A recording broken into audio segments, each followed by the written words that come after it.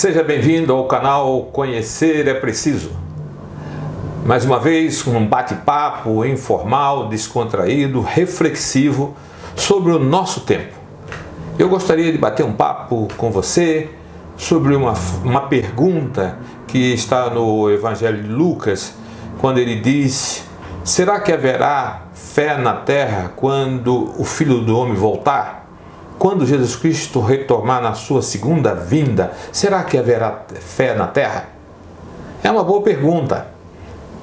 E para isso nós temos que ler e entender o tempo, o modo que nós vivemos, que a sociedade vive, que o mundo está nos oferecendo, o nosso entorno. E para isso, eu precisaria fazer com você, e peço a sua permissão para que você me acompanhe, períodos da história. Esses períodos da história, ele vai evoluindo.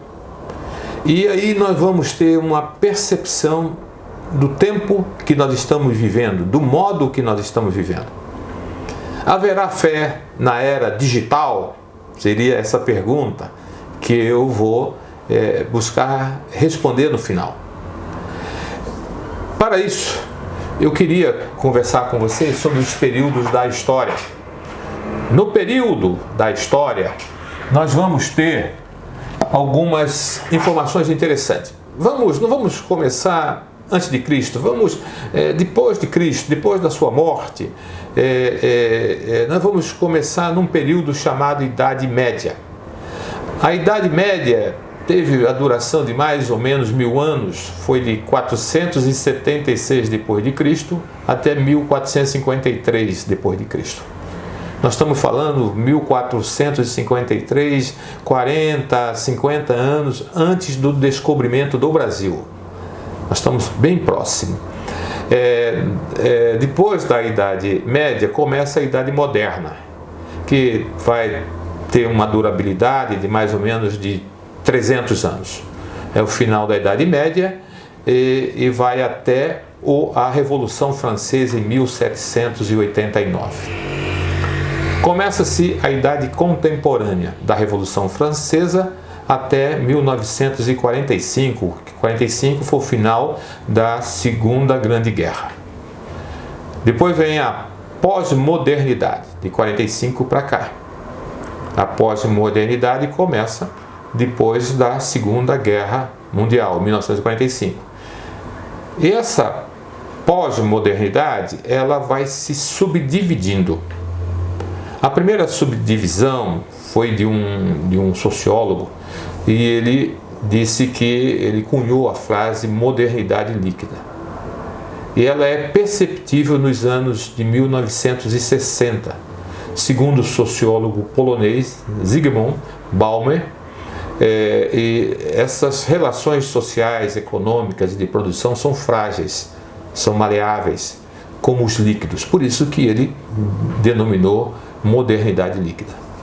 Depois, estou falando aqui numa compreensão minha, eu estou aqui tentando ser didático, colocando na linha do tempo. Nós vamos para a era digital. E eu coloquei um marco na era digital, que é o filme Matrix, em 1999. Os avanços advindos da terceira revolução industrial, um meio de comunicação instrumentalizado, operado pela informática e pela internet. Então a era digital, ela se consolidou pela informática e pela internet propriamente dita. Aí ela teve vida.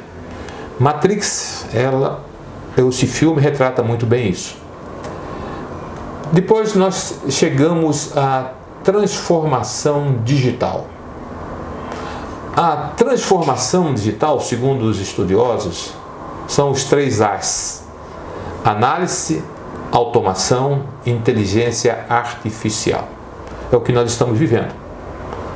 Análise, programas, automação, inteligência artificial. Como que isso chega até nós? Primeiro pela tecnologia, mas tem a arte. A arte ela tem essa propriedade de antever o futuro. A arte, ela nos impulsiona, ela antevê o futuro.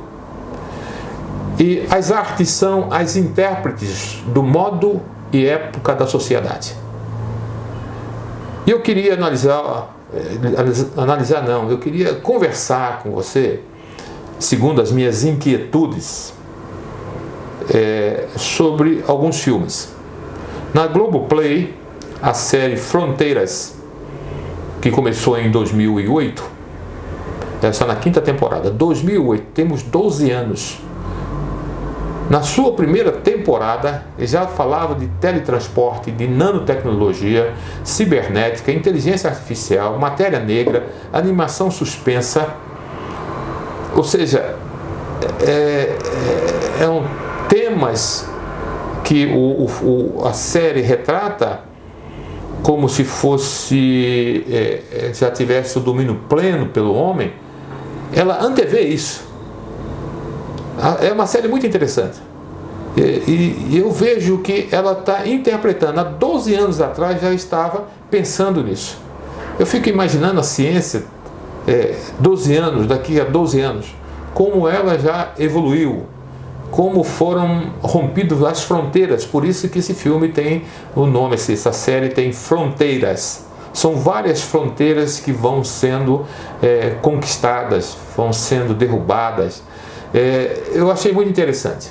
O outro filme, também que eu assisti agora nesse período da pandemia, que nós temos tempo, estamos em casa, o importante não é só assistir, mas é se questionar, ou se não questionar, mas tentar interpretar, colocar suas inquietudes e ler o que você está assistindo.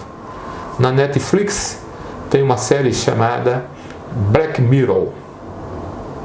É uma série da TV britânica de ficção científica que examina a sociedade moderna, particularmente a respeito das consequências imprevistas das novas tecnologias. O espelho negro, que é a tradução, que se encontra em cada parede, na palma de cada mão, a tela fria e brilhante de uma TV, de um monitor, de um smartphone. Essa é a definição que eu encontrei dessa série, Espelho Negro. E essa série, ela vai me dar informações do que eu estou vivendo hoje e com a continuidade o que viverei. São vários episódios, são episódios independentes, mas muito pertinentes. É uma boa análise de futuro. O terceiro filme que eu queria conversar, não analisar, mas conversar, um bate-papo informal, nenhum poder de crítica, mas pelo contrário, de percepção das coisas, de me ver dentro do contexto, para ter uma ressonância naquilo que eu estou fazendo, que eu estou vendo, que eu estou assistindo. É o filme Casa de Papel. Casa de Papel é uma produção espanhola que é um sucesso mundial. E eu assisti esse filme porque eu estava assistindo um documentário sobre a Casa de Papel, e o protagonista, os protagonistas, as pessoas que estavam lá falando nesse documentário, eles falaram que na segunda temporada eles iam parar porque não tinha grande audiência, estava caindo, tá? Então não tinha por que continuar. Mas eles ficaram surpresos. Depois, ao longo dos anos, né, do tempo, ele começou a ver nos países que eles iam promover o filme e tal, uma recepção calorosa. As pessoas vestindo o traje do filme lá, dos assaltantes, que era um macacão vermelho, com a máscara de Dalí, aquele pintor. E eles ficaram, viu que era uma comoção mundial, todos os lugares. Aí ele começa a citar vários países. Aí eles falaram, vamos embarcar nessa, vamos fazer a segunda temporada, que é o assalto, agora não a Casa da Moeda, que eles assaltaram, já estão bilionários, agora eles vão assaltar a casa do ouro, onde está guardado o ouro na Espanha. Esse foi a motivação de eu querer assistir. Fui assistir, gostei, entendeu? Mas, como sempre, a gente, em tudo você faz uma reflexão. A Bíblia nos aconselha: examinar tudo, retende o melhor, né? Tirando lá do contexto, eu estou colocando na minha visão pessoal, examino tudo e vou reter o melhor, porque a mídia, a sociedade está me bombardeando de informações. E a primeira reflexão que eu fiz foi sobre a mudança, sobre a ética. A ética, ela começa a ser como um tecido social que vai se esticando, vai se esgarçando e daqui rompe. Daqui a pouco ela rompe e a ética agora ela é maleável. Eu percebi isso no filme que eu estava assistindo. A ética dos assaltantes, a ética do Estado, que é o que lá representava a Espanha, naquele cenário, que é tudo uma ficção, mas é um cenário. E aquela reflexão sobre a ética, eu vi que ela é maleável. O professor, que é o protagonista, ele convence uma policial, e foi o estalo, o gatilho da argumentação dele, é que ele convence a policial, que depois transforma a sua companheira, e ele fica foragida com ele, porque ele argumenta que a criação da moeda euro foi de um dia para a noite, e de repente o Estado inunda os países que fazem parte da comunidade europeia com uma nova moeda. E essa nova moeda foi criada de uma hora para outra. E ele também poderia criar uma moeda. O que ele está fazendo? Ele invadiu e está ali no lugar, porque ali tem condições de imprimir as moedas. Ele está imprimindo, ele não está roubando de ninguém. Então o conceito de ética foi maleável. E aí ele faz várias argumentações, né? E ela começa a pensar, porque ela é uma agente do Estado, e ela reconhece nisso algumas manipulações. E ela é uma pessoa que é uma pessoa que pensa, e de repente isso ficou na cabeça dela.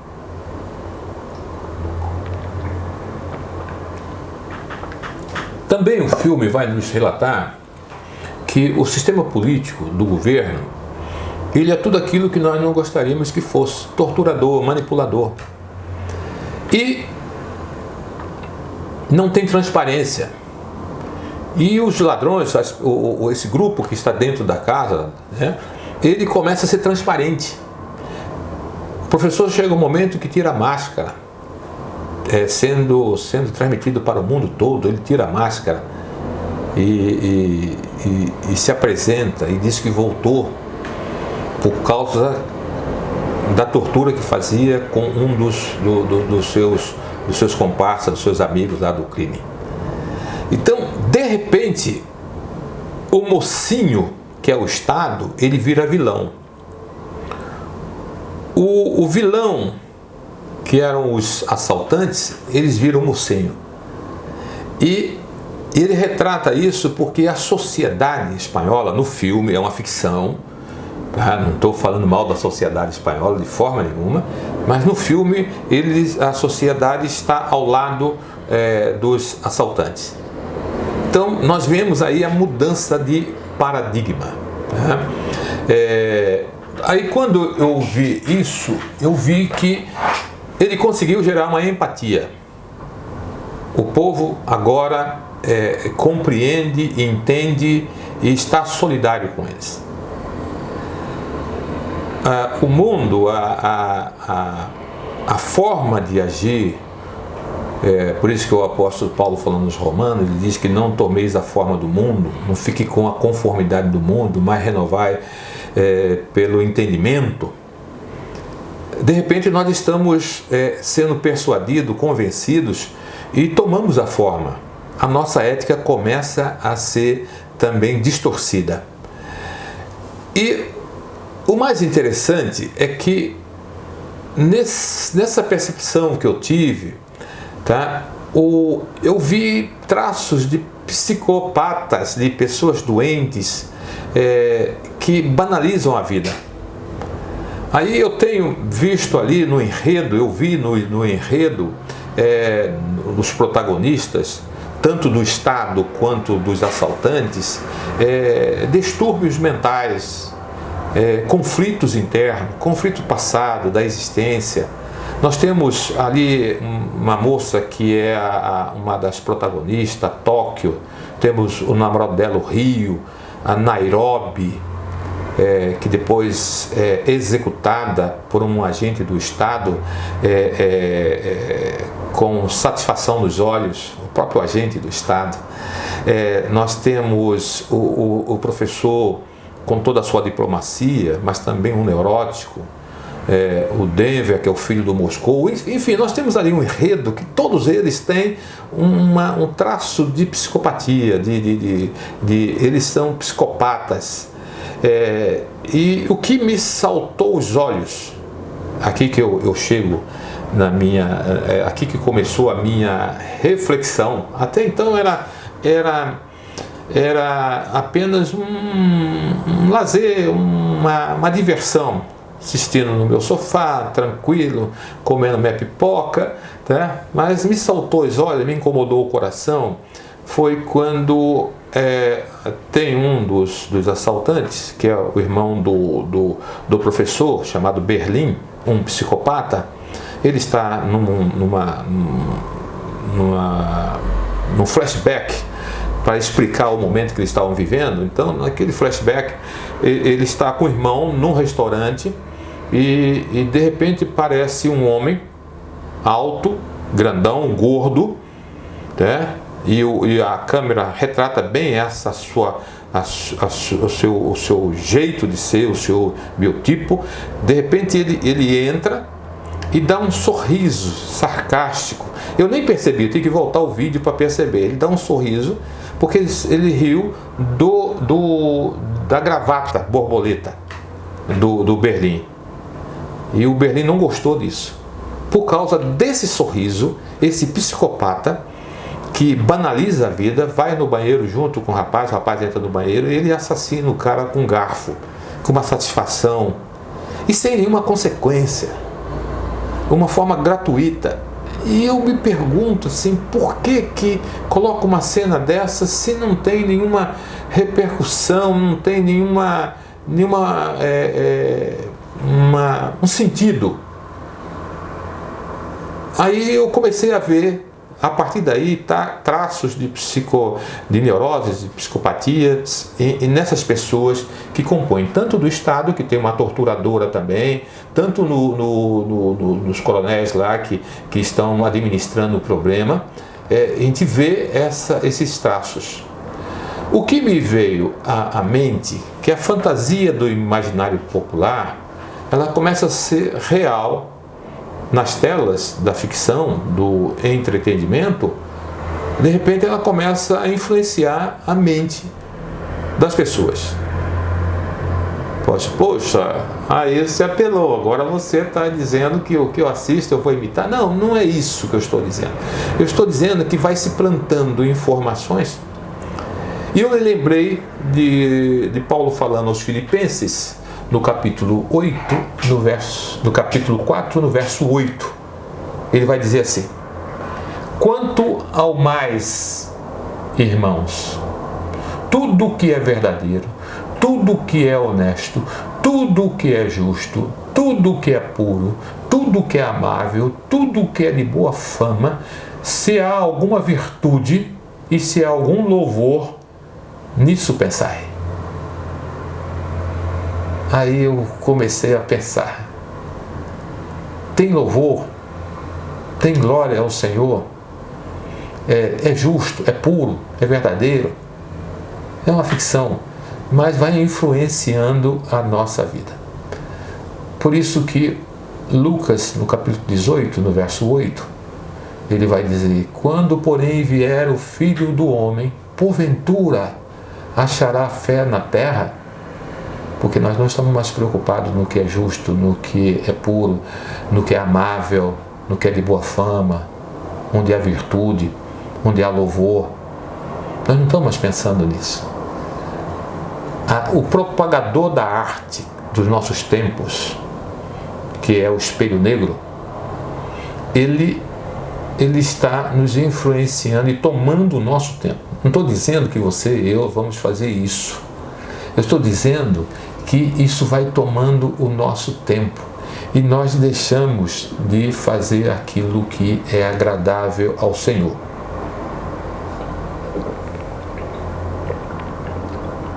Pensando ainda nisso, me veio outro texto à cabeça quando Davi estava arregimentando o seu exército, porque ele era rei e ele tinha que formar uma força bélica de defesa, de ataque. Está no primeiro livro de Crônicas, no capítulo 12, no verso 32, tem uma tribo específica chamada Filhos de Isacar, são a tribo de Isacar. Eles eram conhecedores da época para saberem o que Israel devia fazer.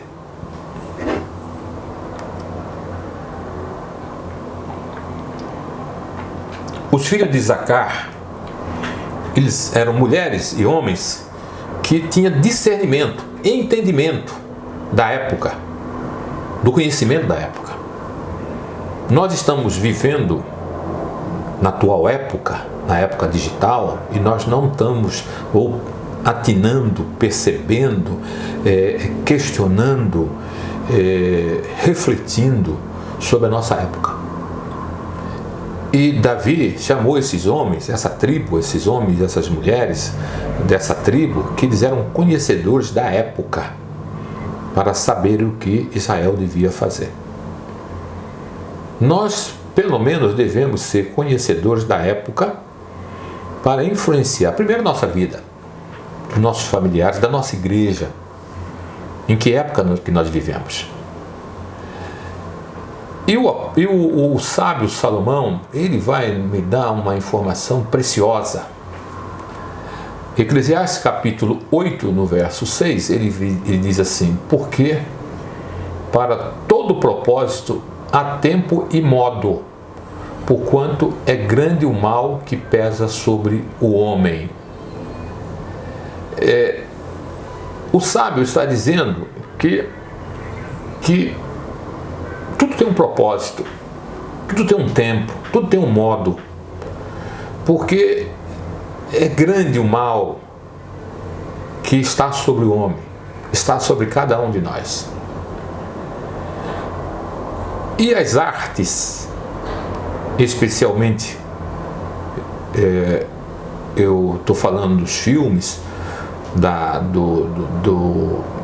do espelho negro, da televisão, do computador, do smartphone, o espelho negro, eles estão reproduzindo as artes.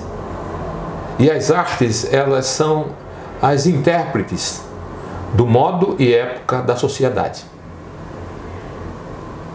Nós precisamos atentar para essa realidade e pensar naquilo que é bom, naquilo que é produtivo, naquilo que é amável, naquilo que é justo, naquilo que é reto, naquilo que é louvor. Fiquei mais surpreso ainda, vou fazer um vídeo depois sobre isso, quanto ao número de pessoas que estão lendo a Bíblia na pandemia. Caiu assustadoramente. Caiu. Enquanto que os filmes, as plataformas de filmes, elas tiveram uma crescente demanda. Está quase 40% a mais. Então nós precisamos ler o nosso tempo e o nosso... A arte de forma realística no Espelho Negro, está retratando os medos, as neuroses, o psique pecaminoso do homem caído, longe e sem Deus. Quando você assistir, você discerna o tempo e o modo daquele personagem, daquele filme. Seja um das tribos de Isacar, e que você pode ser o conhecedor da época. Esse é um desafio para pensar. Estou desafiando você a refletir sobre tudo isso que foi dito e não só assistir por assistir, mas assistir para pensar. Que Deus nos abençoe. Que a graça de Deus esteja presente na minha vida, na sua vida, no seu intelecto, no seu sentimento, no seu coração, nas suas atitudes. Deus te abençoe.